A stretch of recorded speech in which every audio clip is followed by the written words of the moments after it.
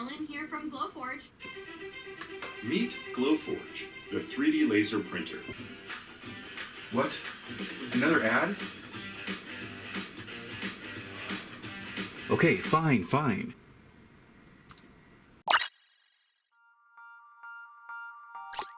So after a year of getting bombarded by Glowforge ads, I finally broke down and decided to buy one. And strangely enough, the first project that I'm posting here isn't about a Glowforge project. Specifically, it's about building a table that I'm going to use to hold the Glowforge. So I decided to first model it in Fusion 360. I thought having a good visual reference for how I'm going to put this thing together would be pretty useful. The table itself doesn't need to be really fancy. In fact, I'm planning to build most of it out of lumber that I already have and maybe some 2x4s. It just needs to be strong enough and at a decent height so it doesn't move around when the Glowforge is in operation. And as one small feature, I'm adding in a pullout drawer that can hold a laptop or other device while you're working on the laser. So now that the model is built, I just have to print out my plans and I can start building.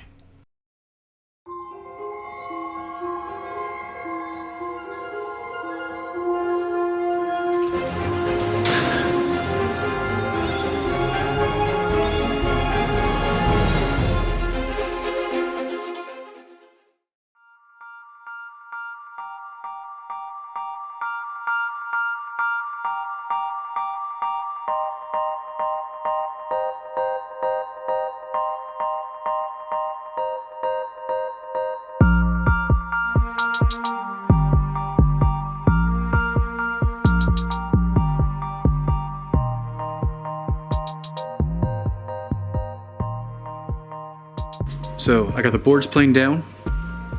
I have clean edges.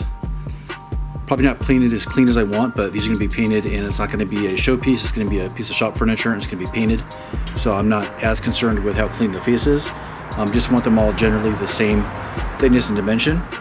And now I'm going to clean up the ends and cut the legs to size.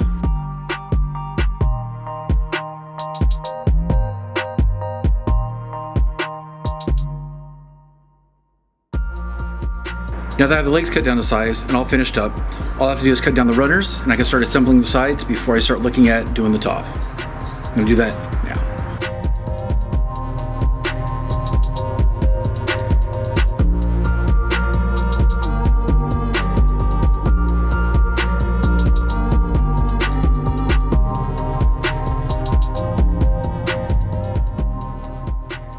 All my pieces are cut down to size.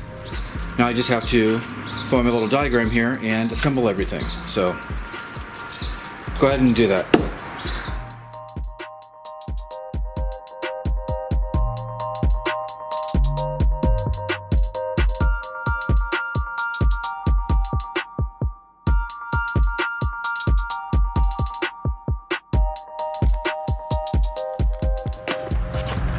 I know it's typically pretty unpopular, but I'm going to be attaching and putting this together primarily with pocket holes.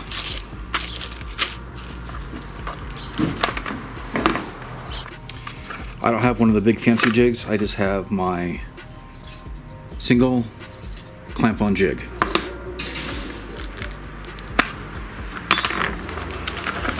And that works pretty well for me for the most part.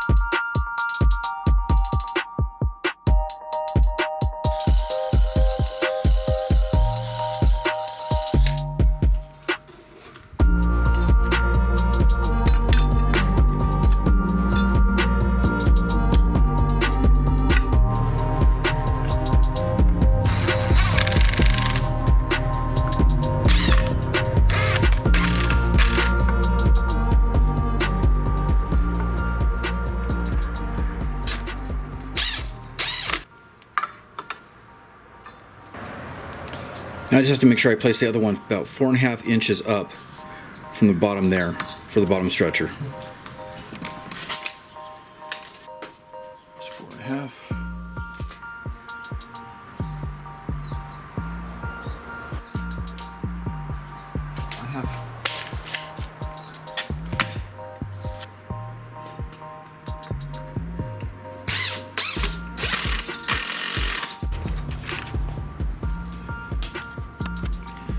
Okay, so I have all the pocket holes drigged. I have all the pocket holes drilled. I did most of the drilling off camera because I don't think anybody wants to see me drill 50 pocket holes. Before I do the final assembly, there's one thing I'm going to do before I set it all together, because I think it's going to be easier to do this once it's laying down flat, and that is chamfer the edges of the legs with a simple block plane. After processing and cutting the wood, the edges are really sharp, and I want it to be just a little bit more comfortable if your leg or hand brushes up against it. So, simple block plane, chamfer the edges, and assemble the rest.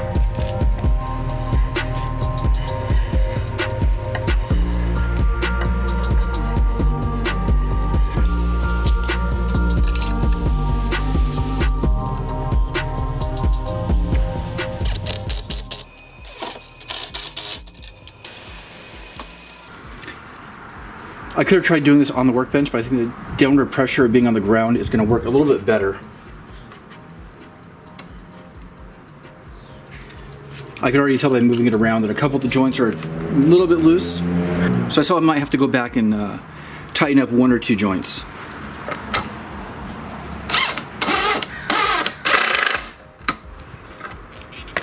I know that a lot of people give pocket holes a bad name and say they're not that strong.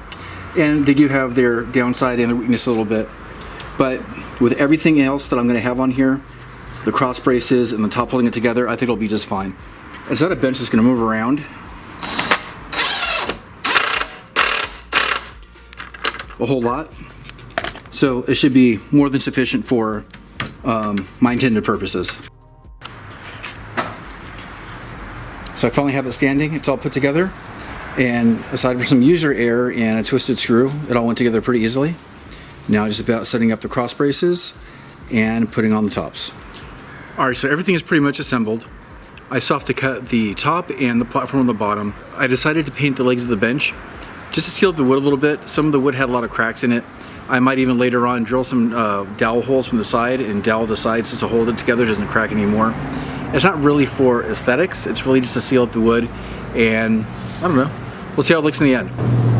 So now I just have to get the top, cut it down to size, and get that part done. The top that I'm using is a little bit different material.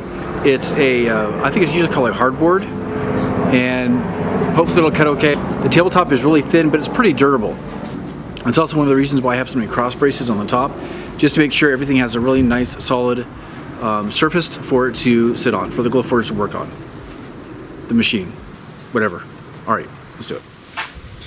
Okay, so I have everything done. There's really only two things I have left. One is to finish building the drawer, which is going to be a really simple platform to build. But the second is setting up the platform underneath the bench that's going to be used to hold all sorts of different materials. I don't have any big sheet goods to cover that area, and I really don't want to mill up a bunch of planks. So what I'm going to do is I'm going to use some old laminate flooring that I have. And I'm just going to cut that down to size. And it should click together fairly easily.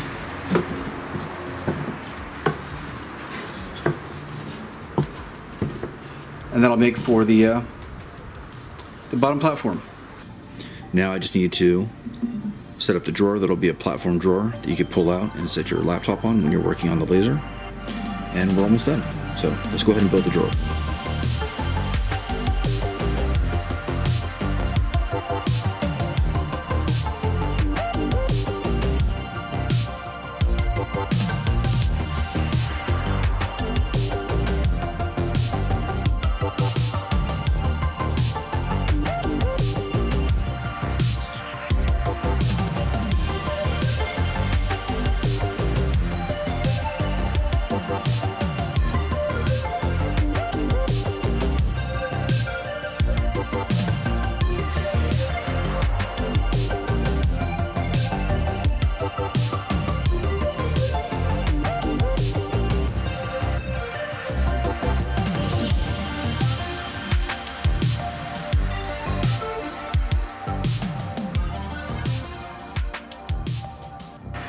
So everything's done, the drawer's installed, it works. It's probably not quite as flush as I would like, but with dimensional lumber it's kind of hard to get exact dimensions sometimes.